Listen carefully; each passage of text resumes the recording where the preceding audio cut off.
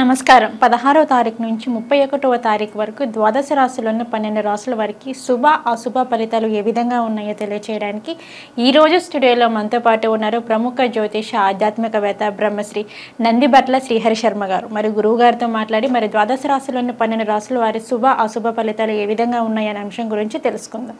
నమస్కారం గురువు గారు. వాగర్థావివ సంపృక్తౌ వాగర్థ ప్రతిపత్తయే జగతః పితరౌ వందే పార్వతీ పరమేశ్వరౌ సదాశివసమారంభాం శంకరాచార్య మధ్యమాం అస్మదాచార్యపర్యంతం వందే గురుపరంపరాం ఆదిత్యాయ చ సోమాయ మంగళాయ బుధాయ చ గురుశుక్రశనిభ్యశ్చ రాహవే కేతవే నమః. శృంగేరి పీఠాధిపతులు కంచి పీఠాధిపతులకి నమస్కారములు తెలియజేసుకుంటూ కార్యక్రమాన్ని ప్రారంభిద్దాం.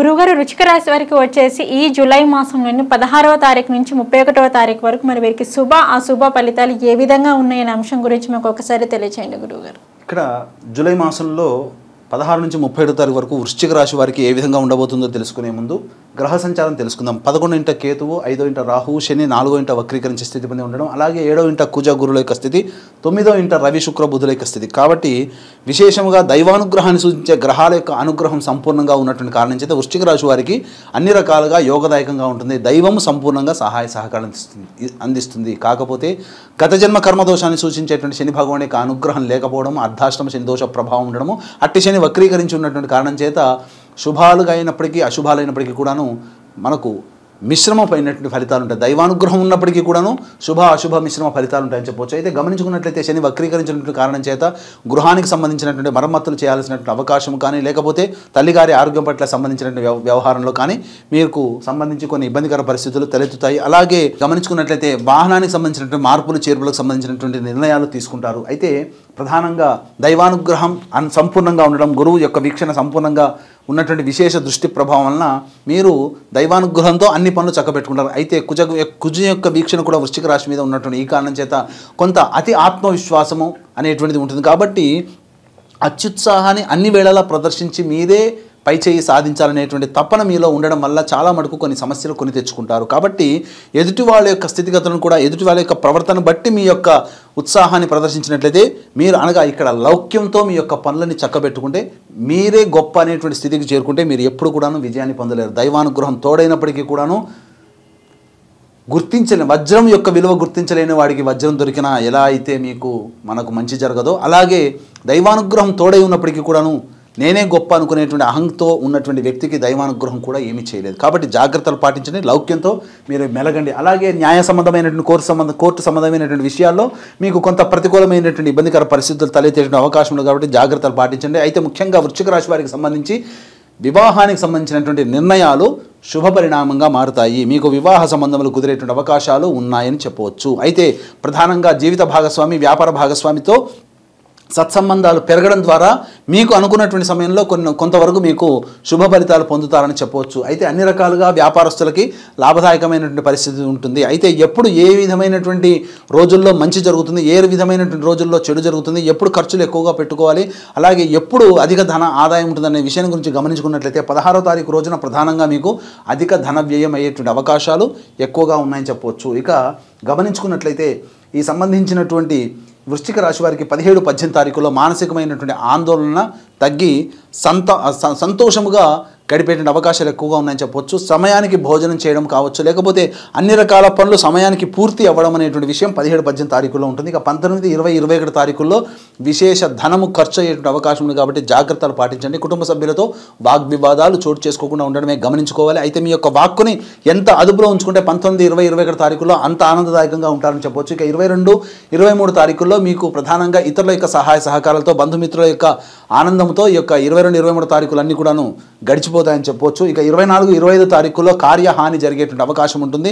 కాబట్టి జాగ్రత్తలు పాటించండి. తల్లిగారి ఆరోగ్యం పట్ల శ్రద్ధ వహించండి. గృహోపకరణానికి సంబంధించినటువంటి ఖర్చులు 24, 20 తారీఖులు అధికమయ్యేటువంటి అవకాశం ఉంటుంది. ఇక 28, 29 మరియు 30, 31 తారీఖుల్లో ప్రధానంగా అధిక ధనప్రాప్తి అయ్యేటువంటి అవకాశాలు ఎక్కువగా గోచరమవుతున్నాయి. కాబట్టి చక్కగా ప్లాన్ చేసుకోండి. వ్యాపారస్తులైతే 28, 29, 30, 31 తారీఖుల్లో ఆశించిన మేర కంటే ఎక్కువగా లాభాలు చేకూరుతాయి. కాబట్టి మీ యొక్క వస్తువుల్ని జాగ్రత్త పెట్టుకున్నట్లయితే తప్పకుండా మీ యొక్క వస్తువులన్నీ కూడాను ఖర్చు అయ్యేటువంటి అవకాశాలు ఉంటాయని చెప్పవచ్చు. ఇక 26, 27 తారీఖుల్లో ప్రధానంగా గమనించుకున్నట్లయితే సంతానపరమైనటువంటి చిక్కులు ఎదురయ్యేటువంటి అవకాశం ఉంటుంది. కాబట్టి సంతానపరంగా వాగ్వివాదాలు చోటు చేసుకోకుండా ఉండడమే చాలా మంచిదని గమనించుకోవాలి. ఇక ఈ 26, 27 తారీఖుల్లో ప్రధానంగా వృధా కాలయాపన జరిగేటువంటి అవకాశం ఉంది. కాబట్టి జాగ్రత్తలు పాటించండి.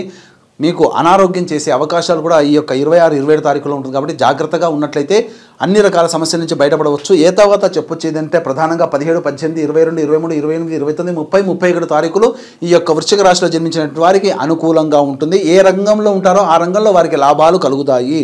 ఇక 16 మరియు 19, 20, 21 తారీఖుల్లో అధిక ధన వ్యయం అయ్యేటువంటి అవకాశాలు ఉంటాయి. కాబట్టి జాగ్రత్తలు పాటించండి. 24, 25 తారీఖుల్లో కార్యభంగము జరిగేటువంటి అవకాశాలు ఉంటాయి. కాబట్టి ఎటువంటి పనులకి మొదలు పెట్టుకోకుండా ఉండడమే జాగ్రత్త మంచిదనేటువంటి విషయాన్ని గమనించుకోవాలి. ఇక 26, 27 తారీఖుల్లో మానసికమైన ప్రశాంతత లోపించడం, వృధా కాలయాపన, ఏ పని ఎందుకు కూడాను ఆసక్తి లేకపోవడం, బద్ధకం పెరగడం, ఇవన్నీ ఈ యొక్క లక్షణాలుగా చెప్పవచ్చు. ఎంతటి వాడికైనప్పటికీ కూడాను దైవానుగ్రహం తోడైతేనే అన్ని రకాలుగా మంచి జరుగుతుంది. దైవానుగ్రహాన్ని వెంట పెట్టుకున్నటువంటి సుగ్రీవుడు అనగా రాముడు, దైవం రూపంలో రాముడు వెంట ఉన్నాడు కాబట్టి సుగ్రీవుడు రాజయ్యాడు.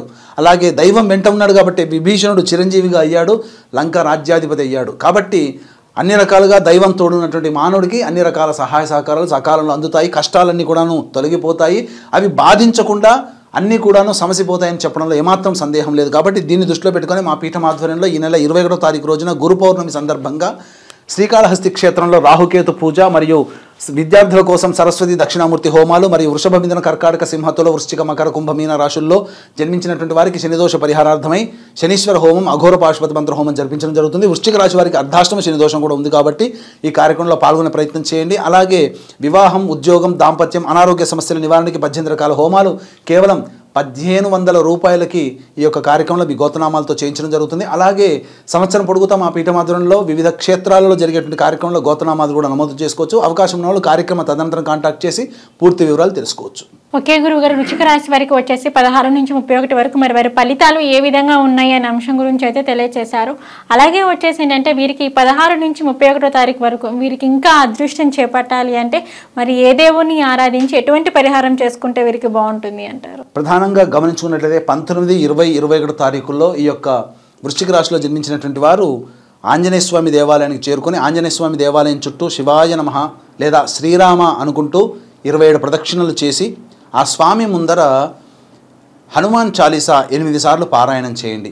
అలాగే ఈ యొక్క 19, 20, 21 తారీఖులో స్వామివారికి ఆకు పూజ, 19వ తారీఖు రోజున, 25వ తారీఖు రోజున సింధూరం అద్దడము, 21వ తారీఖు రోజున మినప గారెలు మాల స్వామివారికి సమర్పించడం, ఈ విధంగా చేసినట్లయితే తప్పకుండా ఈ వృశ్చిక రాశి వారికి వచ్చేటువంటి సమస్యలు గోచారరీత్యా తొలగిపోతాయి. ఇంకా మీకు సమస్యలు బాధిస్తున్నాయంటే మీ జాతకంలో ఉన్నటువంటి లోపము కారణం కావచ్చు. కాబట్టి దగ్గరలోని మంచి ఉపాసనాపరులైనటువంటి పండితులను సంప్రదించి మీరు తగు పరిహారాలు చేసుకుంటే ఈ యొక్క జూలై మాసం అంతా కూడాను ఆనందదాయకంగా ఉంటుంది. అలాగే భవిష్యత్తు కూడా చాలా చక్కగా ఉంటుందని చెప్పవచ్చు.